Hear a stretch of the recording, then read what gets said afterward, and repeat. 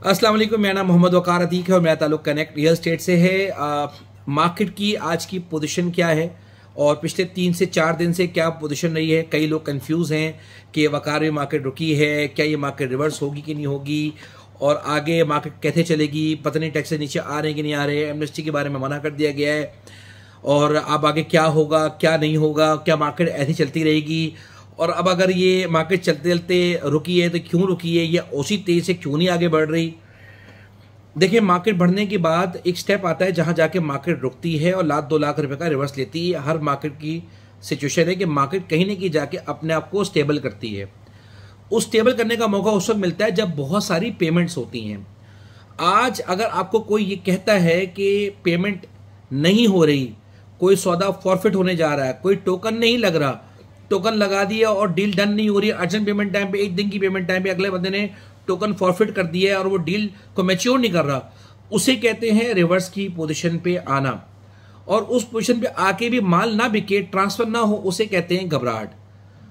उस तरह की कोई सिचुएशन नहीं है अल्हम्दुलिल्लाह। जो आज से 1 महीना पहले रेट था आज वो नहीं है, जो आज से 15 दिन पहले रेट था वो आज नहीं है, और जो आज से 1 महीने बाद रेट होगा, जो आज रेट है वो 1 महीने के बाद रेट नहीं होगा। तो इससे अच्छी तेजी, इससे अच्छी ग्रोथ मेरी नज़र में और कोई नहीं है। हाँ, इसमें मेरे जैसे बंदे की ख्वाहिश तो ये ज़रूर होती है कि जब मार्केट बढ़े तो बढ़ने के बाद कहीं ना कहीं रुके ताकि हम सेलर से प्लॉट लेके ट्रांसफर करा सकें। अब आ जाए मुद्दे की बात पे, जिसकी जो बात करना ज़रूरी है। देखिए, हमारे यहाँ अनफॉर्चुनेटली बहुत सारे ब्रोकर ऐसे हैं कि जो ये समझते हैं, जिन्हें पता है पैसे का फ्लो किस तरह से आ रहा है, कहाँ से आ रहा है, कितना आ रहा है, और वो अपनी असेसमेंट बनाते हैं और उस असेसमेंट पे वो पैसा कमाते हैं और वो असेसमेंट आपके साथ शेयर करना नहीं चाहते क्योंकि हमारे यहाँ लोग बिलीव नहीं करते और वो खुद मेहनत नहीं करना चाहते। तो जिसकी असेसमेंट होती है कमाता भी वही है, रिस्क भी वही लेता है, प्रॉफिट भी वही कमाता है। अब मैं जो आज आपसे बात शेयर कर रहा हूं, आप मुझे अपने नफे में पार्टनर तो नहीं बना रहे। तो वहीं पर मेरे जैसे लोगों की और जो लोगों की ये असेसमेंट है कि मार्केट आने वाले दिनों में और बेहतर होगी, मजीद बेहतर होगी। 1.5 साल 2 साल अगर टारगेट करें तो यहां से मार्केट डबल होगी और उस डबल होने की वजूहात बेइंतहा है, जिसके बारे में मैं बात कई दफा कर चुका हूं। मैं अपनी पोजीशन पे सॉलिड हूं। मेरे जैसे बंदे ने आज तक कभी भी एमनेस्टी की स्कीम को कैश करने की कोशिश नहीं की। हजारों लोग मुझसे राब्ते में, मैंने कभी बात नहीं की टैक्स कम हो जाएगा ले लो, एमनेस्टी आ जाएगी ले लो। हाँ, एक दफा बात जरूर की होगी कि ये अगर आ गया तो क्या होगा, क्योंकि मार्केट ने इस न्यूज को अब तक एडजस्ट नहीं किया है। ये न्यूज आ गई तो क्या होगा, क्योंकि इस न्यूज का सबसे बड़ा इंपैक्ट जो होगा वो डीएचटी फेज रेट की मार्केट को होगा और डीएचटी कराची में अलॉटी फाइल्स को होगा, बिल्कुल होगा। वहां पे आपकी ट्रांसफर कॉस्ट कम हो जाएगी। लेकिन क्या आज एडवांस टैक्स ज्यादा होने के बावजूद, 7 होने के बावजूद, क्या ट्रांजेक्शंस कम हो रही हैं? क्या रेट रॉकेट की तरह ऊपर नहीं जा रहा है? तो इससे कोई फर्क नहीं पड़ता। अगर ये हो जाएगा तो बेहतरीन है, वो बेनिफिट वाली बात है।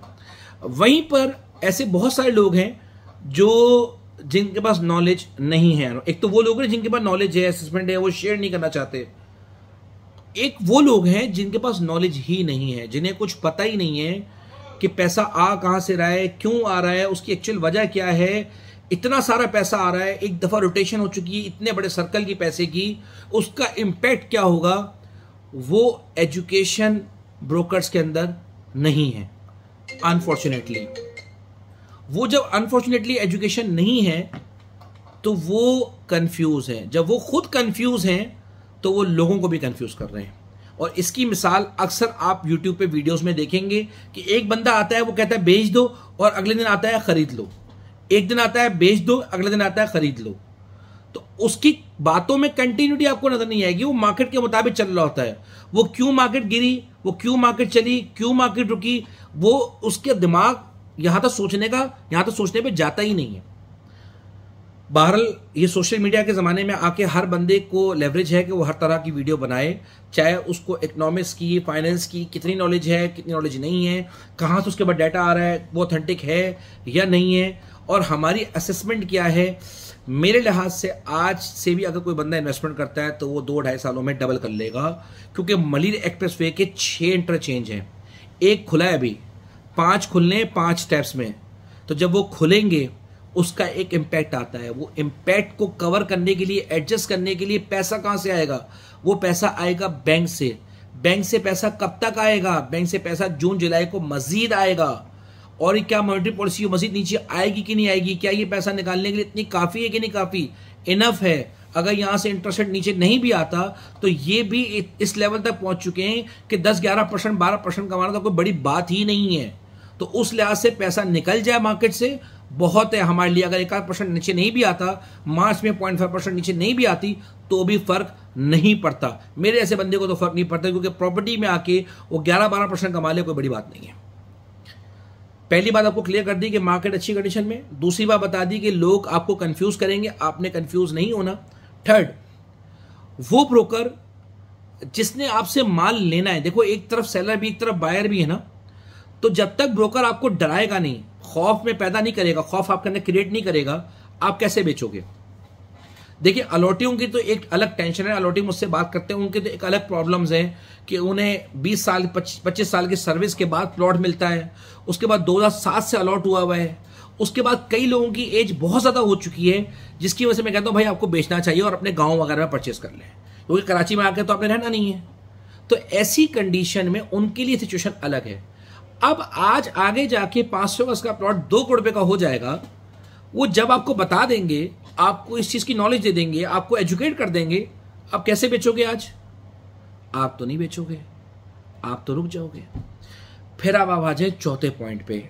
चौथे पॉइंट पे एक सबसे बड़ा मेन पॉइंट है जिसको हमारे यहाँ एक नगीना प्लॉट कह के ख़राब किया गया मार्केट में, 500 गज की मार्केट को, 1000 गज की मार्केट को, जहाँ अक्सर पुराने ब्रोकर ये बात कहते हैं कि वैली चल रहा है, 500 गज उस स्पीड से क्यों नहीं चल रहा, जबकि वो गलत है यहाँ पर, क्योंकि 500 भी यहाँ पर डबल हुआ है। और वो हमें कंफ्यूज रखते हैं नगीने प्लॉट में, हल्के प्लॉट में, बुरे प्लॉट में, और उसकी वैल्यूएशन में अच्छा खासा फर्क आ चुका है। उस फर्क को भी ख़त्म होना वक्त के साथ ज़रूरी है, और वो इंशाल्लाह मुझे अल्लाह की तरफ से जब एंड यूज़र आता है तो उस प्रोसेस को, उस जो उसके रेट के डिफरेंस हो, उसको भी ख़त्म कर देता है। बहरहाल इन द एंड बताऊंगा कि मार्केट बहुत अच्छी है, अल्हम्दुलिल्लाह मार्केट रुकी है, अपॉर्चुनिटी आपके पास परचेजिंग के लिए, परचेज करो। जो चीज़ अर्जेंट पेमेंट टाइम पे आई है उसको परचेज करो। इन फ्यूचर को देखो, महीने 2 महीने के बाद मुझसे बिल्कुल ना किया करो। महीने में, साल 2 साल में मार्केट बहुत अच्छी है। जज़ाकल्लाह खैर।